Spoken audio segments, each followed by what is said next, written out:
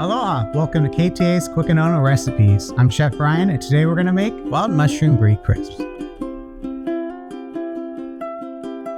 Preheat the oven to 425 degrees. Place your slices of baguette onto a large baking sheet. Bake for 5 to 7 minutes or until crisp. Remove from the oven and set aside. Heat a sauté pan over medium-high heat. Add the olive oil and garlic. Cook for about 45 seconds. Add in the shiitake mushrooms, button mushrooms, white Bunapi mushrooms, brown Bunapi mushrooms, and white wine, and cook for 5 to 7 minutes, stirring occasionally until the mushrooms release their moisture and the liquid has evaporated. Season with salt and pepper to taste, and then set aside. Top each toasted baguette slice with a piece of brie. Spoon a generous amount of the mushroom mixture over the brie.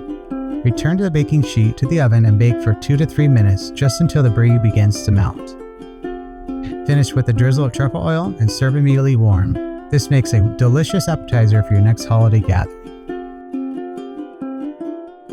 For this recipe and more, visit ktasuperstores.com/recipes.